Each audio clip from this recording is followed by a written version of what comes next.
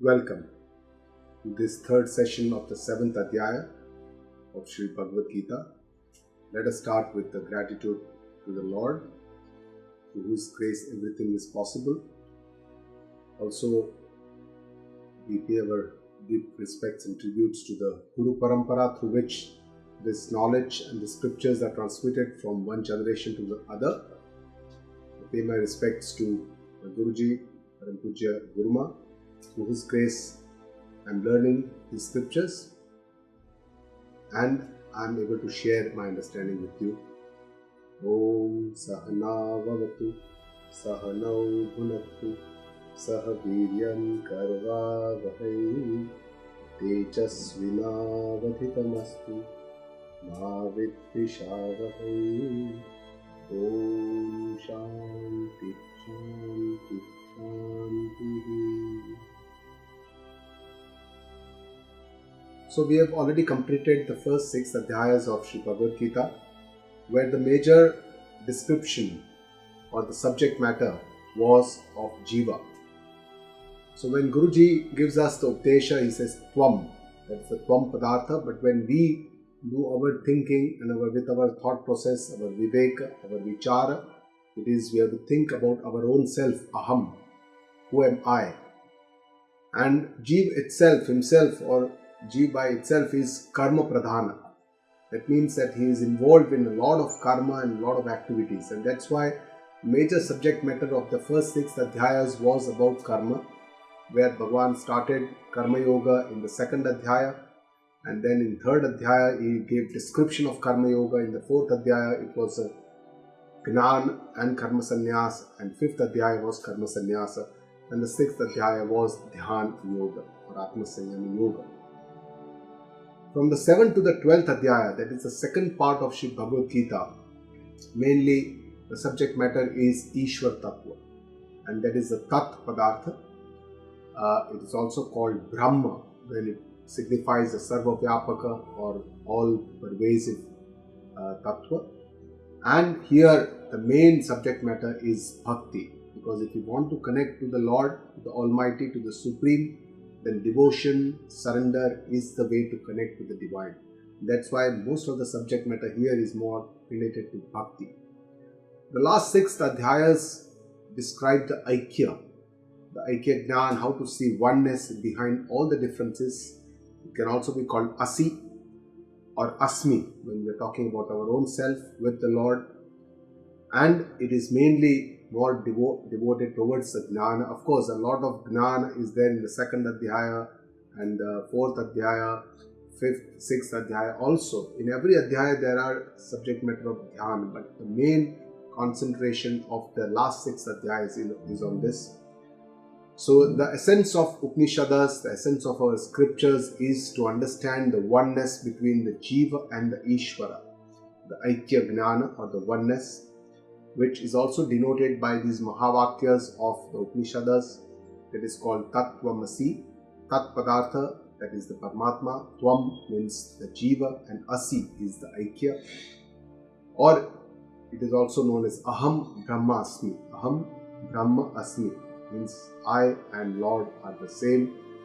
And how we can understand all this, the several sadhana that is described, Karma Yoga, Bhakti Yoga, the Gnan Yoga, all these are the ways we can achieve this divinity, this knowledge of the Divine, which is also called the Brahma Gnana or Atma Gnana. And all these are sadhana. Sadhana means they are the tools, which are the means, the way we can achieve our goal. So sadhya, our goal is the Gnana, that is the ultimate knowledge, the divinity, the knowledge of the divinity that Lord talks about in all these adhyayas. So that is what we need to understand, that is what we need to assimilate in our own self, so that our life becomes different and we can attain the divinity. So let's talk about the 7th adhyaya. It's also called the Gnana Vijnana Yoga, and in short, in the initial shlokas, Shri Krishna explains what is Gnana and Vijnana and makes a pledge that I'll tell you, Arjuna, everything about Gnana Vijnana. When he talks about the Prakriti, the Apara Prakriti, the Ashtada, that is the 8 types of the Apara Prakriti, and the higher Prakriti, the Para Prakriti, which is the Jiva Bhuta Mahabaho. that is the Para Prakriti. Then he gives a brief description of the Vibhutis. Vibhutis are how we can see God everywhere in this world. Sarvatra, Samabhava, Samatra Darshana or Bhagavata Darshana. So how God is there in this world in different ways. He says Balam Balavatam, Tapasvi, Tap of the Tapasvis, and all this he describes. And then he describes the Maya, how Maya is under his control and how the Jiva are controlled by Maya through Moha. And then he says these Asuri Bhav people do not pray to me, they are not devoted to me. Whereas there are 4 other types of devotees. He talks about Artha, Jignasu, Artharthi and Gnani. And in today's session we are going to discuss about the difference between the Devata Bhakti and the Ishvara Bhakti. And how Ishvara says he is the Karma Phala Data. Even if we pray to different gods or Devatas, ultimately all these reaches to the Supreme, the Divine. That's what Lord Krishna says. And also describes his own real Paramarthik, his own Tatvik Swarupa, which is the Nirgun Swarupa. He introduces himself as the Tatvik Swarupa and says that what are the benefits of knowing his Aishwarya, his glory, and the loss of not knowing his self. So in the 7th.1, the first session, we discussed about how Lord Shri Krishna says, Mai Asakta Mana, as the first shloka starts, give your mind to me, and Madashraya, surrender to me, give your intellect to me, surrender everything to me, accept my presence and accept all the karma phala. And then he says Yogam Yunjan, continue to perform your yoga sadhana with karma yoga bhavana, with attitude of karma, bhakti and gnana yoga, and continue this divine sadhana. And he says, I will tell you what is gnanam and vignanam, along with gnana, which is wisdom, along with that the experience and the assimilation of that knowledge, which is vignana. And then he says Kashchit mam vetti tattvataha, very few people would ever try to understand me, would try to realize me, would try to attain me. There are very few people who make an attempt, and even out of the thousands who make an attempt, Sahasreshu, he says very few are able to reach to me, understand me completely. And then he describes about his Prakriti, the Para and the Para Prakriti. He says this is my Prakriti. Prakriti, Maya, as all belongs to the Lord. It is under control of the Lord. And Lord will decide when he wants to take form or incarnate on this earth. He will summon Prakriti or the Maya, and then he will take the form or incarnation. Idam sarvam mai protam. All these that you see in this Jagata is all woven in me, just like all the beads are woven in a string. And that's how we saw that, how Bhagavan can be seen everywhere. And he also described his Vibhuti Nirupan. In the second session, the main subject matters was the Trigunamai Maya, from which this Trigunamai Jagata arises. So Jagata is also called Trigunatmaka. And Sarvam Idam Jagat Mohitam. He says all are diluted with this Maya, with this Moha, and that's why they don't know me. That's the main reason of not knowing me. And then he says Daivi He Esham Maya, this my Maya which is Trigunatmika, Gunamai, Mama Maya Duratyaya. It is very difficult to understand because it clouds our consciousness. It doesn't allow us to see the reality, and that's why it is difficult to even overcome this Maya. But he also shows the solution. Maya eva ye prapadyante Maya etam taranti. The one who comes to my shelter gets across this Maya, gets across the samsara sagar and attains the divinity.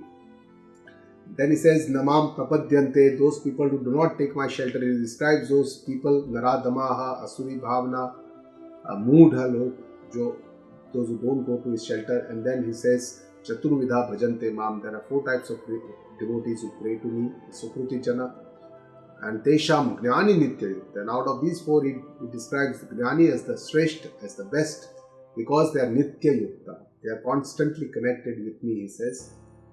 And Bahunam Janmanamante. He says this spiritual journey takes many births. It's not that in this one birth we may attain the divine, but whatever punya we collect will be, our baggage for the next birth. And then our sadhana or our journey starts again from that point. And Gnanavan Mam Prapatyante. The wise achieves me after many births of sadhana.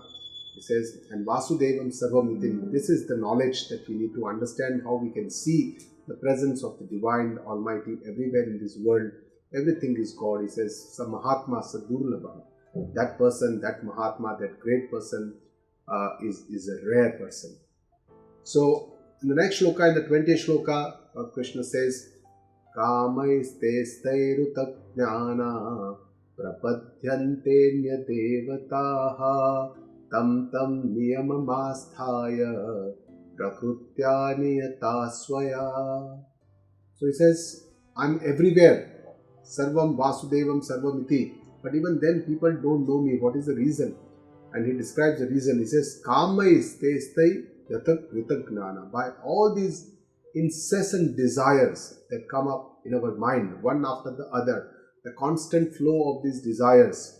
And because of these, the self-knowledge, the Atma Jnana is hidden. It is not destroyed, but it is aparat. Aparat means it is hidden or it is kidnapped kind of a thing. So it is hidden.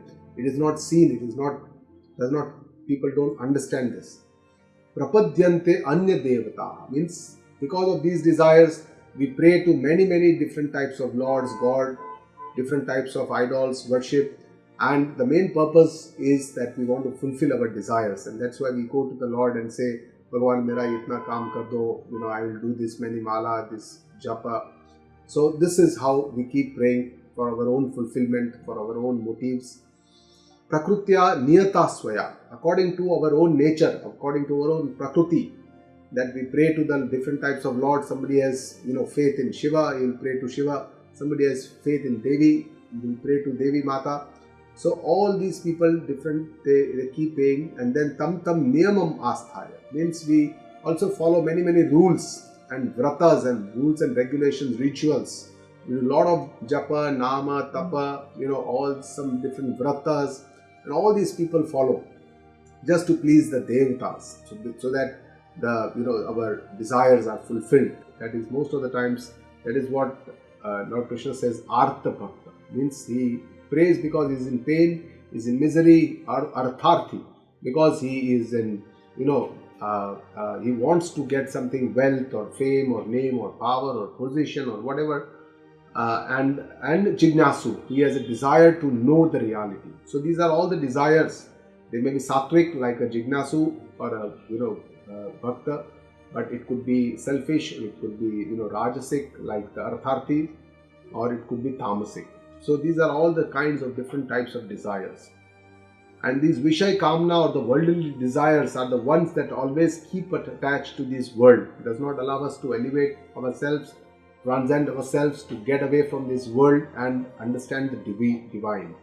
And my own experience also tells me that there are so many desires that come day by day, even in a day, even in a moment. These desires keep coming in my mind. And without thinking, we keep fulfilling them, and new desires spring in our mind as soon as the one of the desires are fulfilled. And the root cause, our Shastras, our scriptures tell us that the root cause is because we are unaware, ignorant about ourself, which is Paritrupta, which is completely fulfilled, which is the Sat, Chit and the Ananda. But we are unaware about this self, and that's why these desires come. And these desires lead us or spring us into action.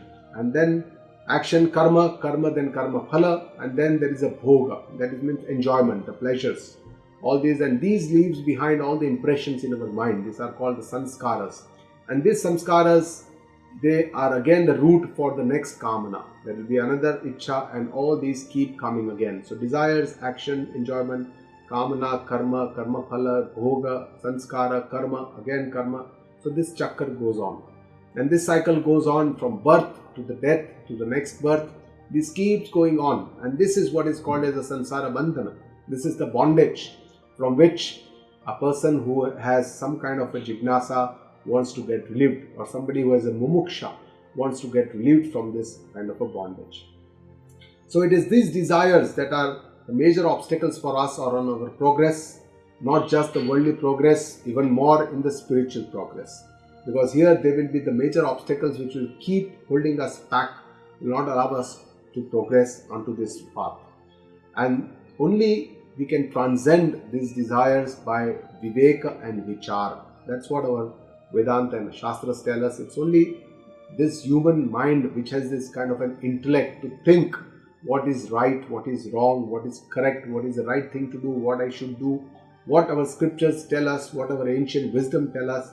These kind of viveka vicharas can only be done. Say for example, we very commonly say that it is the cloud that hides the sky and I am not able to see the sun.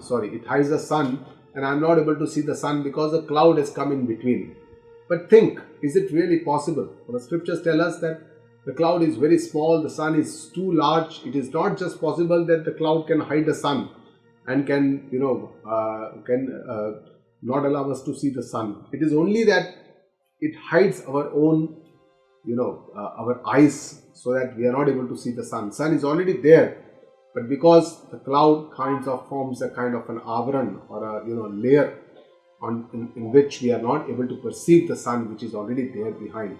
So it is this how the desires, they come obstruct and hide our self-knowledge or our Atma-jnana, and these desires are the ones which spring from this avidya or ignorance or maya.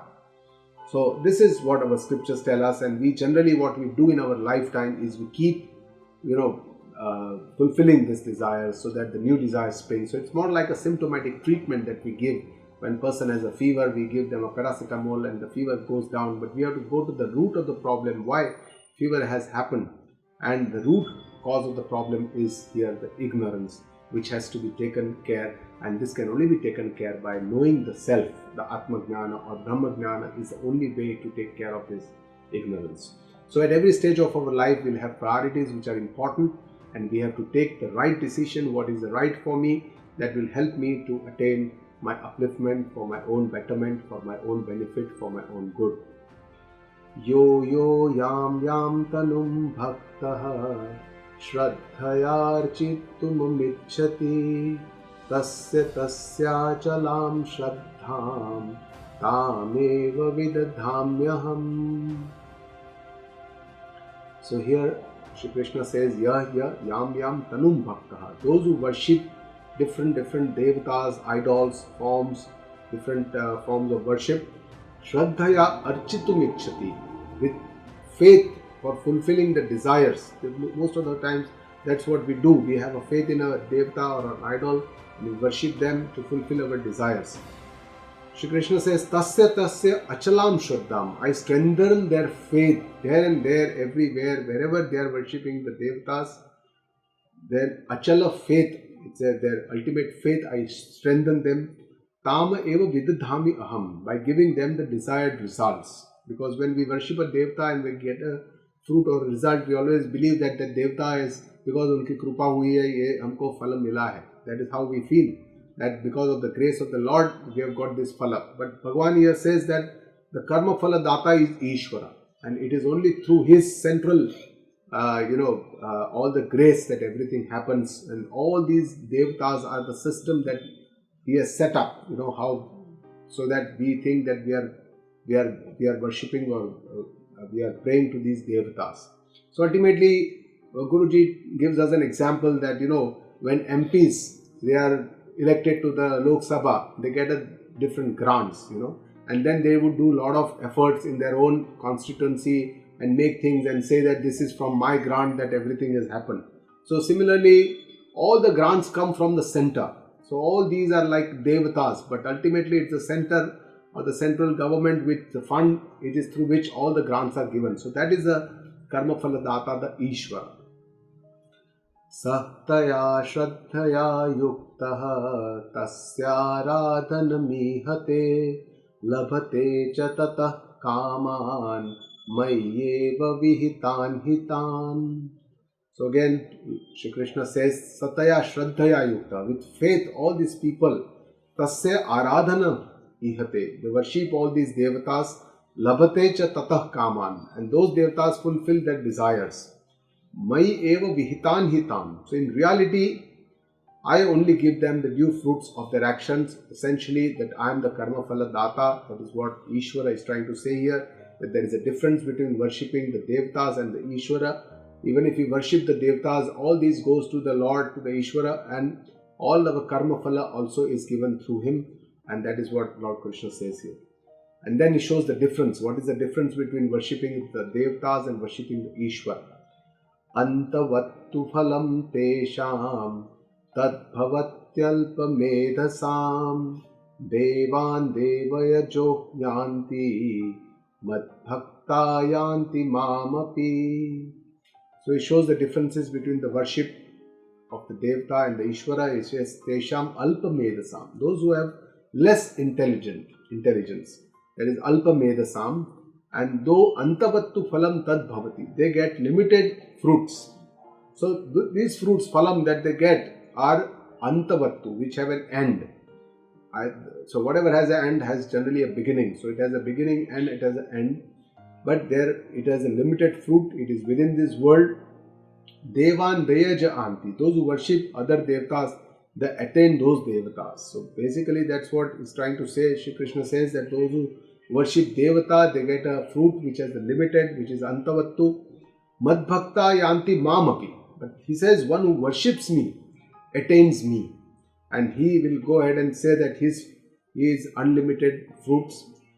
This is not with an end. What is Mamapi? Ma means my Paramarthik Swarupa or my Supreme Self. In the next three shlokas, Lord Krishna describes what is Mamapi, what is his Paramarthik Swarupa, what is his Tattvik Swarupa. Because here we may think that he is the Ishvara, that he is the Karma Phala Data, but that is also not his Paramarthik Swarupa. We saw that भगवान के बहुत सारे different स्वरूप है. One is the Saguna Sakar, that is the idol and the form Swarupa. Second is the Ishvara Swarupa, that is the Karma Phala Data. But here also there is a Karta, Bhokta, or the Bhav. Whereas the Paramarthik Swarupa, his original self or the real self, is the Nirgun Nirakar. And in several parts of Bhagavad Gita, Lord Krishna himself says that he is Ajam, he is Avyayam. We will come to that.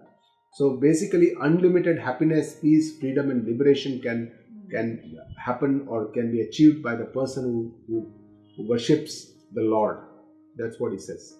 Then here he describes Avyaktam Vyaktimapannam Manyante Mama Buddhayaha Param Bhavam Jananto Mama Vyayamanutamam. He says Avyaktam Vyaktimapannam. Why?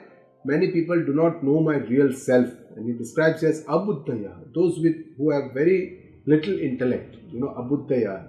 The previous shloka he says alpamedhasam, here he says abuddhaya, those who have very limited intellect. It means actually abuddhaya means no intellect, but human beings would have some intellect. So the meaning here is very limited intellect. Mam avyaktam vyaktim apannam manyate.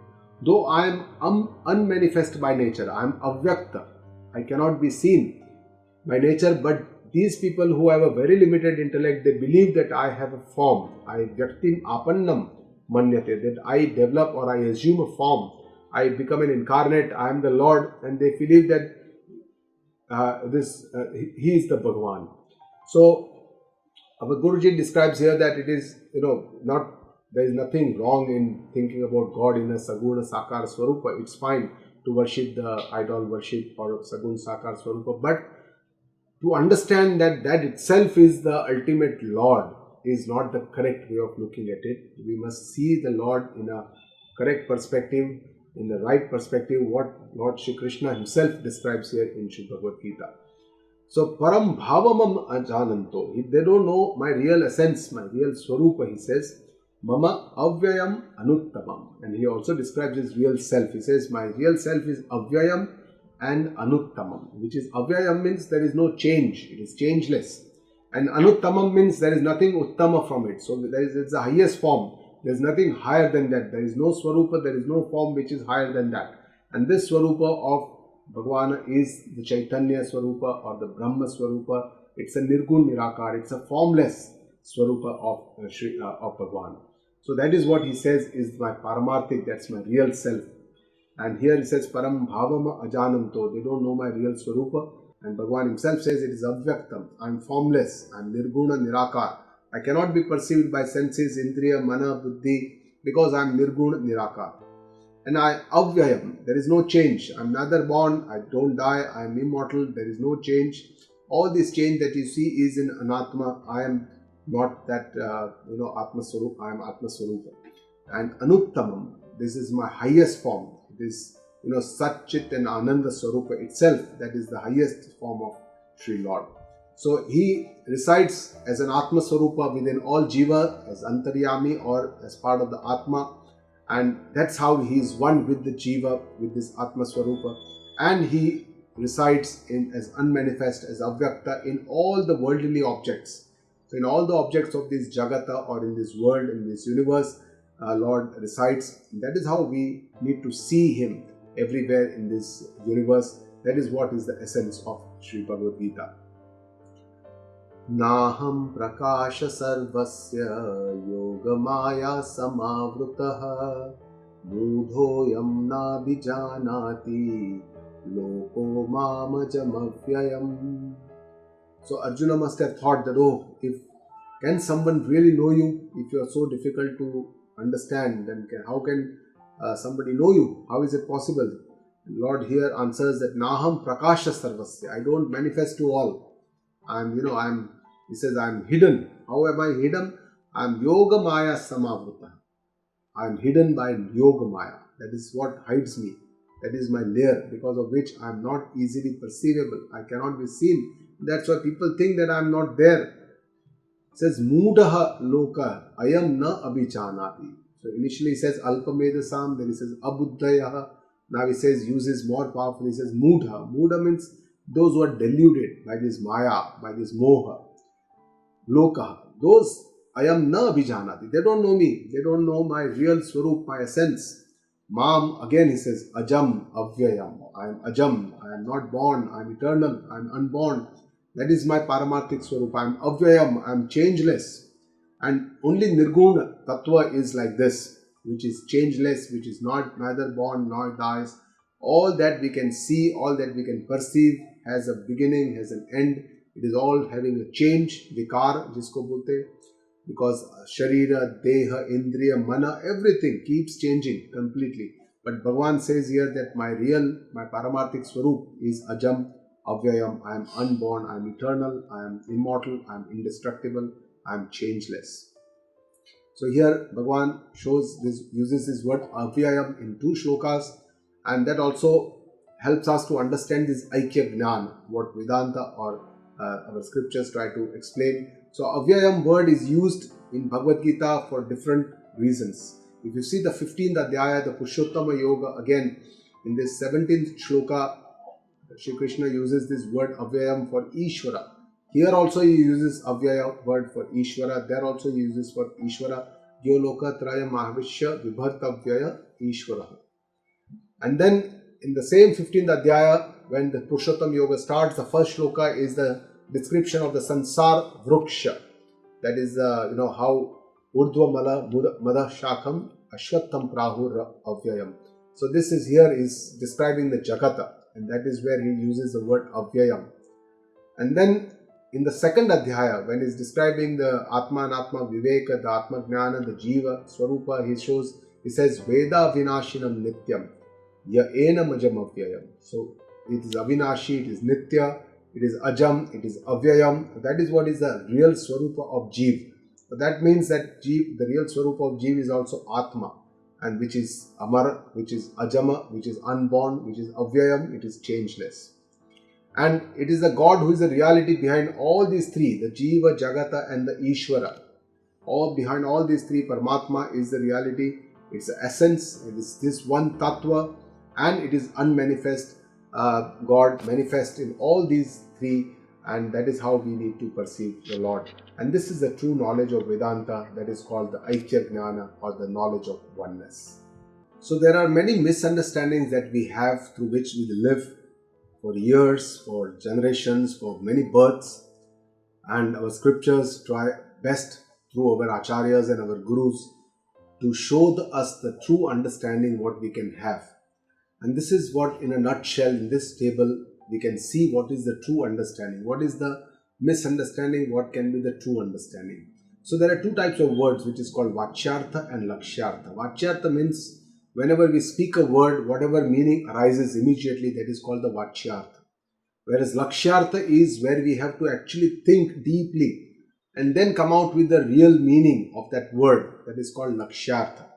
So, Vachyartha, there are a lot of bheda, there are a lot of differences. We will see a lot of differences in Vachyartha. Say, for example, Ishvara. We may think that Ishvara is in the heaven, Swarg mein rehte, they are in the temple, in the idol, they are incarnated, they are in avatar, they are born, they become antardhyan. So all these are our perceptions about Ishvara or about God. Whereas our scriptures tell us that the Lakshyartha is the Abhed Brahma, which is the Nirgun Swarupa, which does not have any changes, it is changeless, has one Swarupa, which is Avyaya, which is Nirguna, which is Nirakara. It is formless, there is no shape, there is no form, there is no name. And that Swarupa is the Sat Chit and Ananda. So behind everything, this Swarupa is the one that pervades everything. Even Jiva, when we think that I am the Jiva, I believe that I am this Sharira or this, I am born, I have a happy birthday, I grow, I am a Karmi, I do actions, I am a worker, Karma karta hu main, I am the Bhokta, I am the enjoyer of my Karma Phala, and then one day my body or myself will come to an end. So this is what we understand as our Jiva Bhava. Whereas our scriptures tell us that Lakshyartha of the Jiva is the Atma, the Sakshi, the Vilakshana Sakshi that is able to see everything that is being done, which is Asanga, which is Atma, which is also called Atma, which is Chaitanya, which is also the Sat, Chit and the Ananda Swarupa. So this is the real Paramarthik Swarupa or the Lakshyartha of the Jeev. This is how we have to reach to this.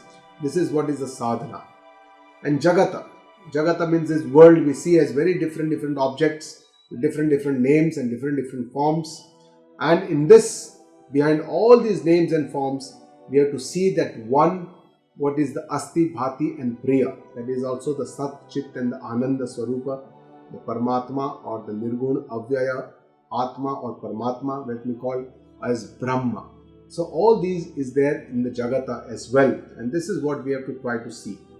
But somehow it's very difficult to see this, and why we are not able to see this reality, why it is so rare for anyone to appreciate, to understand, to assimilate this reality. One, because for Ishvara, we have a lot of Dhrada Sanskaras. Dhrada Sanskara means firm impressions in our mind. Since we are born, since ages, since many births, there are these sanskaras of Bheda Buddhi, that I and Ishvara are different. We can never be one. I am the devotee, I am Alpagnya, he is Sarvagnya. We can ever be one. And that's why this Bheda Buddhi is so strong, which will not allow us to have this sanskara of Aikya Jnana. For the Jiva, what happens is that there are very Dhrad sanskaras or firm impressions of my bodily identification, Deha Sakti. So I am firmly identified, I understand that I am this body, I am just this much, and I am born, I die one day, I keep on changing, I get old, I go through this Jagrat, Swapna, Sushupti, all these I understand. So this Deha Sakti does not allow us to go beyond ourselves. And as far as Jagata is concerned, the firm impressions, the Dhrada Sanskara of the attachment with the worldly objects, our incessant desires to get these objects, is also called the Vishaya Sakti. So these are the three things that hold us down, hold us back, does not allow us to transcend from Vachyartha into Lakshyartha. So we have the Ishvara, Jiva, Ishvara, Bheda Buddhi, the Jiva, for him the Deha Sakti, a lot of attachment to our body, identification, our Aham Bhav in the body, and for the Jagata we have a lot of Jagata, Padartha or Vishaya Asakti, a lot of attachment to the objects, and that these are the three things that keep us back. Vedaham samatitani vartamanani charjuna bhavishyani cha bhutani mam tu vedana kaschana. So God here shows how He is Sarvagnya, He is the all-knower of everything. He says, Arjuna, Aham Veda, I am the knower. He says, Samatitani Vartamani Cha Bhavishyani Cha Bhutani. The past, present and the future of all the beings, not just humans, but all the 84 lakh yonis, the species, he knows the past, the present and the future, and each moment, whatever every being is doing, he knows everything. That's what Bhagavan says here. He says, I know everything, I am the knower. Mam tu vedana kachana. Means, but no one knows me. I know everything, but no one sees me, no one knows me, no one understands me, he says. Aham sarva veda. I know everything, he says. Means Ishvara is sarvagnya. Of course, Jiva has a limited intellect, is alpagnya, and that's why we always feel that how can I be one with the Ishvara? Because I have such limited understanding. Ishvara's knowledge happens at a time. He knows everything at one time. Whereas for Jiva, his knowledge is step by step. He knows little, and he tries to understand something more, reads, understands something more. So it's all step by step, krame. Whereas Ishvara's knowledge is at one point of time, together. Maya is considered to be the upadhi of Ishvara, which is the pure sattva. Whereas Antakarana is the upadhi of the Jiva, which is a mixed sattva. It is also called Malina sattva. And Maya is under the control of Ishvara, which is Maya is like a power or Shakti of the Bhagwan, but through which the God comes from the formless to his formed existence. And it is this through which he governs everything, deludes everybody. And so that is that power. It's that magical power of Ishvara. And the Jeev is under the control of Maya through Moha. So that is how Maya is under the control of Ishvara, whereas Maya controls the Jiva. So this is how there is the Bheda between the Jiva and the Ishvara. But he says, no one knows me. Bhashyakar says, how? If no one knows Mam tu Vedana Kashana, if nobody knows Lord, then how is it possible that we will do this sadhana and attain the divinity? And Bhashyakar Shankara here gives two exceptions. He says, one Madbhakta, one who is devoted to the Lord, who feels that the God is mine, and Madashrayaha, who surrenders to the Lord, who puts all his ego and everything belongs to the God. Then these are the people who will be able to understand the divine and will be able to attain the divine. So what we need to do is our love for our worldly objects, our asakti, our attachments, we have to divert and transform into our love for the Lord in the form of bhakti, devotion. Initially it will start with saguna, sakara bhakti in some form, because we always need some kind of an alamban or a kind of a support so that we can reach towards the formless or the nirguna tattva of the Lord. So bhakti or love for the Lord can be having multiple steps. Generally it starts with devotion in one form or in one idol, and that is why God has made the system that there are so many different swarupa, idols and forms of his God, so that we can, according to our faith, we can devote to some of the God. And then we see God as the instrumental cause of the universe, the nimitta karana, through him the potter for making the pot, kind of. And then we will see God as the material cause of the universe. Not just the God has created the creation, but the God is also part of the creation. So we see him as the material cause of the creation, part of the creation. And then we can, from a formed God we can go to the formless God, the Nirgun Swarupa, Bhakti, Chaitanya, towards this Atma Swarupa. And then we understand that this my Atma Swarupa and Bhagwan's Swarupa, jo real Paramarthik Swarupa, both are one and the same. I am Atma Chaitanya. My Atma and the Chaitanya Brahma are one and the same. There is no difference, and this is the ultimate Aikya Jnana that we need to reach to. So essentially bhakti or devotion or love for the Lord, which when gets assimilated with Sharanagati, ego surrender, aham bhav, surrender, then this gives rise to Jnana. So Jnana is the climax of Bhakti. Bhakti is a sadhana. Ultimate goal is to have this Jnana, that myself and the Lord are the one and the same. Even gopis had this Jnana. Most of the great devotees had this Jnana. Kabir, Naradji, you talk about Tulsidasa, talk about so many other devotees. They had this Jnana. Meera, that they had this jnana that they and Lord are not different. So that is the climax of the bhakti where we become one with the Lord.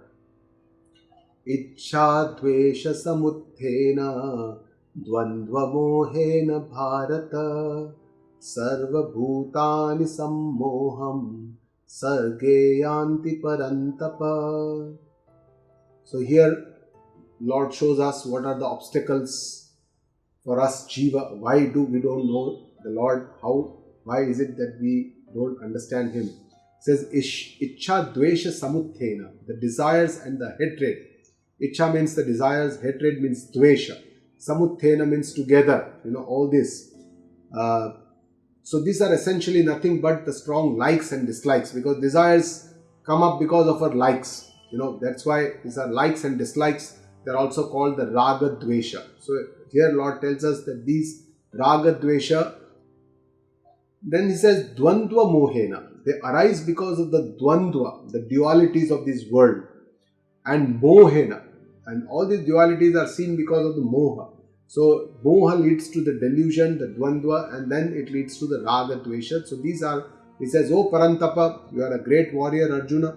You have destroyed many, many enemies so far in your life, but now it is time to destroy the greatest enemy of your own self inside, and that is the raga dvesha." So Bhagavan talks more about sukshma rather than stula. And He says, "Sarva bhutani sammoham sarge yanti." All the beings are thoroughly deluded since their birth. He says, "Sarva bhutani sammoham." They are born sarge yanti. Whenever they are utsarga or whenever they are born, they are having delusion. So it's not that delusion happens over a period of time and then we can develop the jnana before we develop the moha. It's not like that. He says they are born with this. That's our problem.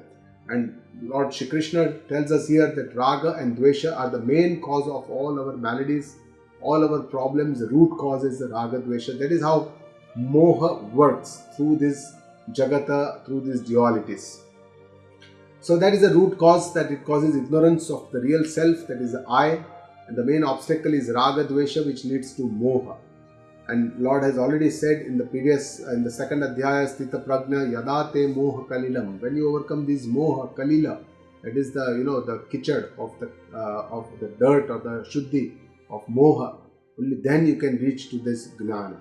So purity of mind is very important. Moha causes impurity. It's a kind of an impurity. Raga, dvesha are also impurities because they always arise, all these asuri sakti or asuri bhavana.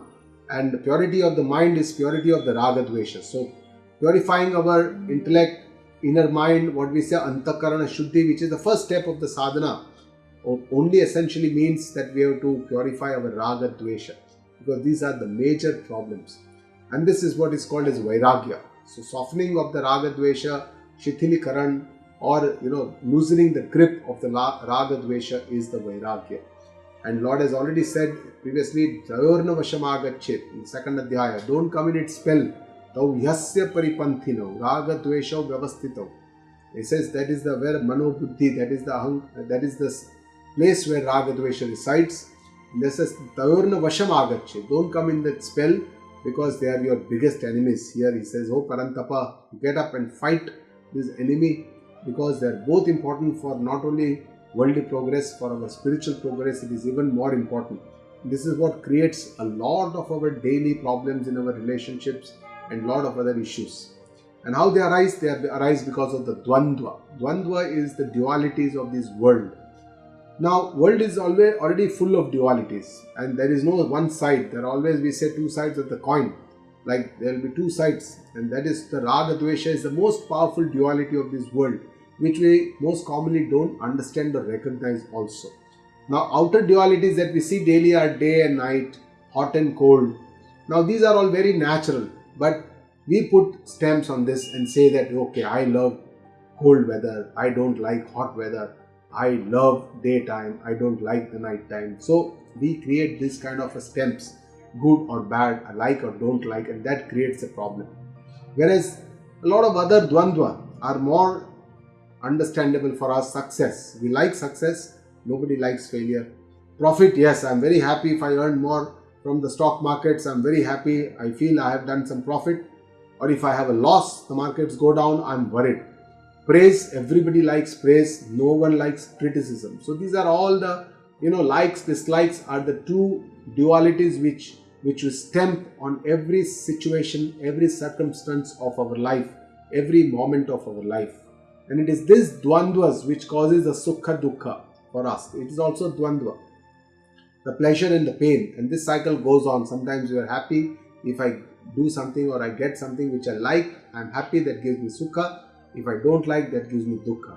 So essentially, when I like something, it gives me sukha, that is a pleasure. And then what happens is, I want that object, that person, that situation should be with me, remain with me for a long period of time. And then I develop a subtle attachment to that situation, person or an object. So that is what is called as a raga. Whereas if a situation, something that I don't like, a person or a situation or a circumstances I don't like, that gives me pain. Whenever I have that, gives me pain, and then I feel that it should remain away from me, it should not come close to me, should never come with me. And if it comes in front of me, I develop anger. Because something that my desires have not been fulfilled, I become angry. So that is called dvesha. So this is how raga dvesha work. And all our actions and our behavior are unconsciously colored by this raga dvesha. It is only through this lens of the raga dvesha that we behave or work in the world. And this causes a lot of our problems like insistence, compulsions, obsessions, controlling nature of ours. No, why don't you do this? I don't like, you should do this. This is the way you should do it. All these our habits are all ingrained in this raga dvesha. And this is the root cause of our problem with people and relationships. And the worst thing is that we justify our behavior because we are unaware of how this raga dvesha work, and we don't even accept it, that this is the problem with me. We always try to find faults outside. Tesham tvantagatam papam jananam punya karmanam te dvandva moha nirmukta bhajante mam trada prataha. So here Lord says, who is eligible, who is able to achieve me. It says yesham tu antagatam papam, means people whose sins have ended, those whose pap karma have come to an end. Antagatam papam. It says jananam punya karmanam, those who have done punya karma, virtuous actions which have created punya. Te dvandva moha nirmukta, those who have destroyed their delusions, moha, created by all the dvandva or the dualities of this world. Those who have nirmukta, those who have become devoid of this. Bhajante mam drada vartaha, those who worship me with very firm resolution or with firm affirmation that the Lord is the one who is ultimately taking care of everything. With this faith, if somebody is worshipping the Lord. So these are the people who says they are the eligible people who can achieve me. So let us try and understand this. Those whose sins have been ended means that pap karma kam ho gaye, and this can only come by taking the right decisions during situations and circumstances, by doing vivek, vichara. Because at every step in our life we'll have two different diverging paths. One is a shreya marg, which uplifts us, and the other is a preya marg, which is the worldly, which keeps us in this world. Will give us some benefit which is worldly. Whereas in the shreya marg, this benefit may not be worldly, but it can give us something which can be, punya, which is a little different. It may not be a worldly benefit, but it could be a different kind of a benefit that uplifts us. And before any karma, I must do this kind of a vivek, whether this karma is going to give me this shreya marg or preya marg, whether it will be good for me, whether it will not be good for me, whether it is on the right path, whether it is on the wrong path, whether it is dharma, whether it is adharma, whether it is shastra vihita, whether it is shastra nishiddha. So this kind of a viveka we should do before we do any karma. And these sanskaras or impressions are important, because whenever we do any karma, those sanskaras will remain. And if we do good karma, we help someone, that person is happy, he thanks us, we feel good about it, those sanskaras will be there, that will inspire me to do a good act again. Whereas if I have done papa karma, those sanskaras also will be there, and that short-term benefit or material goal will inspire me to do that pap karma because I see the instant benefit of doing pap karma. So it is said that these impressions, the papa, good impressions will pull the good impressions again or will inspire, and punya will inspire the punya karma. So essentially, good impressions will inspire good actions, and that's how I should do them well. The second he says is Jananam Punya Karmanam, means if people have done good karma. Good karma means we have done with good values, sadguna. For this we need to have a firm decision that I want to change my life goals, I want to direct my efforts in the correct direction, in the right direction, on the dharma marga. And even during all the ups and downs of life, I must remain on this dharma marga to take these decisions. And people who are God-fearing, who always believe that somebody is watching me always, even if I do a pap karma, somebody is watching me. If I do punya karma, somebody is watching me. And whenever we feel inadequate for our asamartha, means we feel that we are not able to do this massive task in front of us, we invoke the divine powers through prayers, and we have a love for the Lord, devotion, devoted to the Lord. So these are all the ways, and we have an adequate balance over our own self, the mana, buddhi, indriya, sanyama. So all these are important for us to do good karma, punya karmanam, which will help us to take this punya karma or with sadguna. And the most important is regular satsanga, because satsanga shows us a different aspect of our life which we never have seen. Reading scriptures, understanding scriptures from the learned guru will give us a very different perspective of life, which probably we'll never have thought about. And that helps us. And how change happens in our life, it is very subtle, slowly over years, changes happens in our life. Our thinking changes. At that point of time that we remember what some teacher or shastra would have quoted, and our action, our behavior will change. And that is the power of satsang. But it has to be regular. It has to be done for prolonged period of time. Jara marana mokshaya mamashritya yatantiye te brahma tadvidu krutsnam adhyatmam karma chakhilam. Mam ashritya yatantiye, those who come to my shelter, mam ashritya, and yatantiye means those who also put in a lot of efforts on this spiritual path for doing sadhana. Jara marana mokshaya, those who deliver themselves from old age. Old age is jara, and marana means death. Mokshaya, that means they have they desire to attain immortality or moksha. Te brahma tad viduhu, they know my Brahma Swarup, my Paramarthik Swarup. That is the Swarup behind the Ishvara, the Nirguna, Nirakar. Kritsnam Adhyatmam, which is complete with its Kritsnam, means complete, and which is also Adhyatmam, the substratum or the foundation, Adhisthana of the Jiva, which is the Atma. So that is how they know me. And Karma Cha Akhilam means they also know the essence of actions. Karma comprises of this world, the Jagata. So they also know the essence of the Jagata, which is also this Paramatma Swarupa. So essentially they know everything behind all the one Tattva pervades the Jiva, Jagdish and the Ishvara. So behind the Ishvara there is this Brahma Swarupa.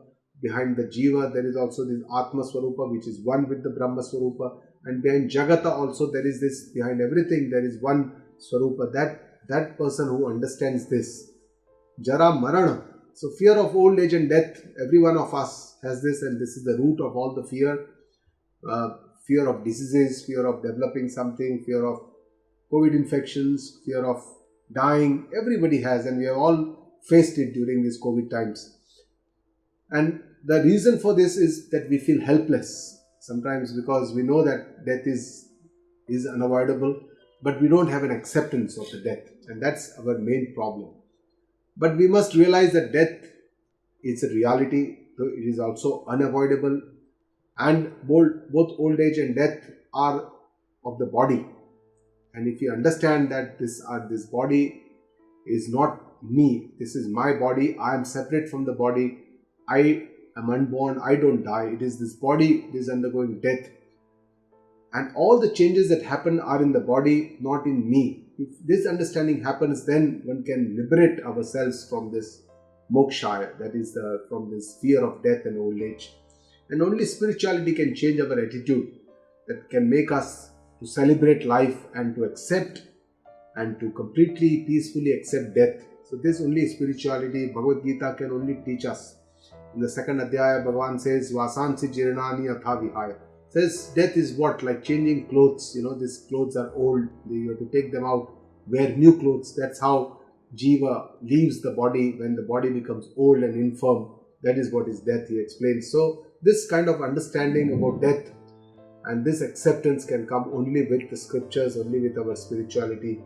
And both efforts and grace are definitely important, but the final answer or the final stroke is the knowledge, and that is my own Atma Swarupa, Brahma Swarupa. So only those people who understand this reality can be relieved from this fear of old age and death, Jara Marana.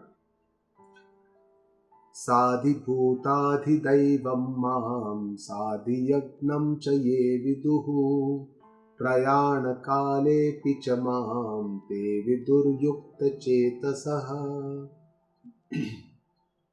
So this is the last shloka of this 7th Adhyaya, and it forms the basis of the 8th Adhyaya, because in the 8th Adhyaya, in the first and the second shlokas, Arjuna asks 7 questions, and those questions are all hidden in the 29th shloka second line and the entire 30th shloka here. All the 7 questions are hidden here. Ye vidu mam, one who knows me as sa adhibhuta, as the cause of the seen world, the stula jagata. Adhibhuta means, the seen world. Adhidaivam, which is the sukshma jagata, which is the substratum, or the devata, the ishvara, the shakti, the sukshma shakti. And adhiyagnam cha, the source of all the yagna and the karmas, essentially, as the karma phala data. Prayana kale apicha, even while during the end time, that is the death time, the time of death, mamate vidu yukta chetasa, those who have an accomplished mind, those who have yukta chetasa, those who have accomplished mind, those who have indriya sanyam, mana sanyam, buddhi sanyam, and those who have known me, mamte viduhu, those who have known me, and these are the people who will be able to know me at prayana kala, he says. But this, in the 8th Adhyaya, there will be a very beautiful elaboration of this Prayana Kala, how we can understand God at Prayana Kala. There are many shlokas very beautifully described by Shri Krishna in the 8th Adhyaya. And he says, those people who have known me with firm resolve during their entire life, these are the only people at the end of the time will be able to remember me, smaran kar paenge, and they will not forget me. And which is important, he says. So, this is the beginning of the 8th Adhyaya. Arjuna asked 7 questions. In the first, he says, Kim Tad Brahma, because it's Brahma, Adhyatmam and Karma. These 3 words came in the 29th shloka, second line. So he asked, Kim Tad Brahma, Kim Adhyatmam, Kim Karma. Oh, He Purushottama. And then he says, Adhibhutam Kim Proktam, Adi Daivam Kim Uchyate. And then he says, Adi Yagna Katham Kotra. Dehesmin Madhusudana. And then finally he asks the 7th question, Prayana Kale Chatra Katham. Neosi, how can I know you at Prayana Kala? So he asks, what is Brahma, what is Adhyatma, what is Karma, what is Adhibhuta, what is Adidaiva, what is Adiyagna, and how can somebody know you at Prayana Kala? So these are the 7 questions that he asks Shri Krishna, and very beautifully Lord Krishna describes all the answers to these 7 questions. And the last question is in much more detail. This very beautiful 8th Adhyaya we will see from the next time, from the next session. With this, we come to the end of the 7th Adhyaya. Om Tat Saditi Srimad Bhagavad Gitasu Upanishatsu Brahma Vidyayam Yoga Shastre Shri Krishna Arjuna Samvade Jnana Vijnana Yogo Nama Saptamodhyayah. Sarva Dharman Parityajya Mamekam Sharanam Raja Aham Tvam Sarva Papebhyo Moksha Ishyami Ma Shuchaha. Guru Brahma Guru Vishnu Guru Devo Maheshwara गुरुः साक्षात् परः ब्रह्म तस्मै श्रीगुरुवे नमः। ॐ पूर्णमदः पूर्णमिदं पूर्णात् पूर्णमुदच्यते पूर्णस्य पूर्णमादाय पूर्णमेवावशिष्यते। ॐ शान्तिः शान्तिः शान्तिः।